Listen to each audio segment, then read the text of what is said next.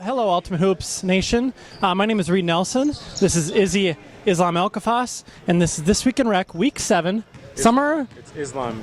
Izzy. Okay, I know that, but summer 2013. We are Week 7 now. Next week is the last week of the season. Then we've got the seeding meeting.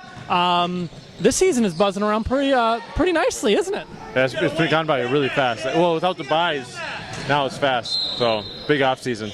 Now, we are planning on having a draft tournament the last weekend in September. I believe it's September 28th and 29th. That is in Bloomington South, which we'll talk about later.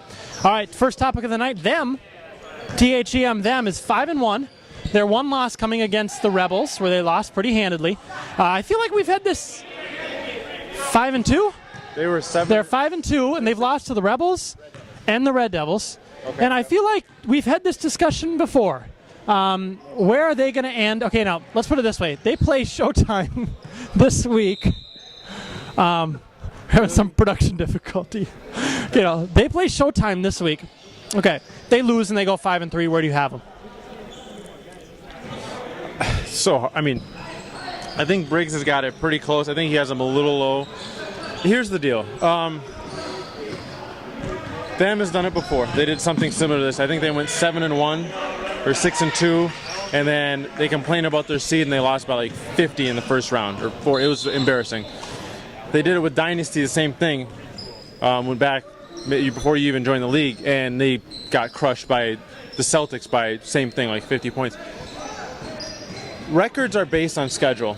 They're good. I like their team. I said it in my predictions. I just don't think that they're 6-2 good, where they're going to get like a top 8 seed and they can make a run.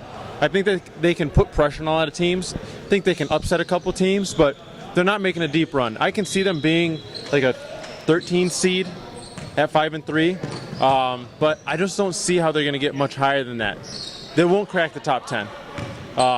And I'm their biggest advocate. So, good season so far. They've won the games that they're supposed to win. They've lost the games that I guess they're supposed to lose. And they have Showtime this week. If they beat Showtime and go 6-2, then it gets a little convoluted. And then they should have a first-round bye, right? Then they'll probably... Because then they have a marquee win. Right. Okay, for those who saw the Squires v. Muskies game yesterday, the Squires lost. They were up 20-something. You wanted to make a comment about the officiating in that game. I just want to be clear that it was kind of a screw job. They got screwed. They didn't get a single call in the last 3 minutes of that game. Literally one call. And Kyle Mead lost it, and he never loses it, so you know it's bad. There's a couple that I would have for sure called, but I think it's a lesson to all teams. The more you talk, the less likely you're going to get calls, especially when you have like Perkins and John Faison. Those guys don't care if they miss a call. Like, they just don't want to hear you complain, and if you complain, they're going to give you less and less calls. Now, if they go 2-5 or 2-6 and they don't make the playoffs off that game, that's pretty tough. Kyle Mead, is he ejected? Is he going to be suspended? Is this the second ejection of the season? No. Then no. Okay, so it's not a second ejection. Okay. So that was my concern, because there's no way he should be suspended for a game, because he had every right to complain. And Kyle doesn't complain very often. Even if they do have every right to complain, 2 ejections does equal 1 suspension. No, but I'm just saying. I see what you're saying. Yeah. Okay, so Bulls North win again tonight. They are 7-0. The Nets win tonight. They are 6-1 with that forfeit loss. Who do you see coming down with the number 1 seed? If the Nets were more convincing in their wins, I would give it to the Nets, just based on, they got the best roster and they've won handily outside of their forfeit loss. But they've squeaked out 3 straight weeks against bad teams, or not as good teams, all right? The Bulls have gotten the job done. They've gotten lucky, but they've won some good games. So I think the Bulls will get the number 1 seed. Okay. I totally lost my train of thought because that basketball, it scraped my leg. You're right. I don't know if I'll be able to play next week. We'll find out. Okay, so All-Star balloting is going to be out this week. We're going to do it a little earlier. Again, the draft tournament's going to be the end of September. Any other final thoughts before we go into the seeding meeting, which is next Thursday? A week from tonight, we're doing the seeding meeting. No, I don't really have any final thoughts. I think there's a lot of big games coming up, especially for how things are going to come down. A lot of 3-4 teams, 4-3 teams. That's going to be a huge issue coming to the seeding meeting, because I think this season, more than any, there's a lot of teams just crammed in the middle. So it'll really come down to preference based on the committee, and I'm not quite sure if all the committee members have watched enough games to really give their honest opinion. So I think it'll be a long meeting. Much longer than last season, and a topic that's been brought up to me by Eugene Phelps, and I got to admit that I sort of agree with him on it. In the past, we've seeded 1 to 24. Wherever the chips fall, the chips fall. Right. But if you've got a big smash matchup first round, or a Bulls matchup first round, or in the past, a Rebels Turtles matchup in the first round, should we loosen it up a little bit and say, okay, yeah, for the first round, let's just tweak it just slightly so that we don't have any forfeits in the first round. Second round, all bets are off. But first round, do you think we should do that, or do you think we should keep it as tight as we have in the past? I know Briggs will say we got to keep it as tight as possible. I think it gets a little fishy, because then it'll be like, well, they got to play. If you move the teams around in the first round, what happens is teams move on different sides of the brackets, and now the next round, it might screw another team, because now they're playing Rebels versus Turtles because of the first round matchup. So no, we shouldn't change it because of that reason. It doesn't just change the first round games; it changed the entire road to the finals. Next week's going to be a lot of fun. I think the biggest thing to look for is the them, just because they're such a polarizing team, if you will. So, Mike DiNunno. Okay, I watched that video. Okay. Now, they put this highlight video on the website. I know. Now, if you watch that video, he's taking half-court shots, but they cut it off before so it obviously isn't going in. So those aren't highlights. Those are just bad shots. Well, and the guy who's taking the video is the statistician. He's at the score table. Whatever. It doesn't matter. Like, the guy put up 118 points. That's impressive, putting up 118 points. It shouldn't be the record. It's bad defense. It looks bad on Chicago. It looks bad on Ultimate Hoops. They shouldn't be bragging about it. It makes the league look like trash. He's not LeBron James. Like, give me a break. And if you're going to put a highlight tape together, at least make the shots go in. Now, he made one half-quarter. The three-quarters court didn't go in. There's like 3 half-court shots in a row that didn't go in, but they put it online like he's like this legend. He probably made a bunch of easy shots, and they just put the sick-looking shots on the website, even though he didn't make half of them. The left-handed one was cool, and he made a couple one-footers, but let's be honest, like, put together something that's legit.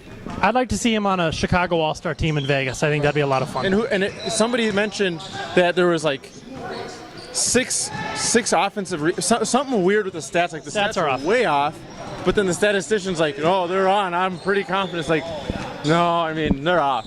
It's that whatever's happening in Chicago, whatever they're trying to do, maybe they're trying to get on the map.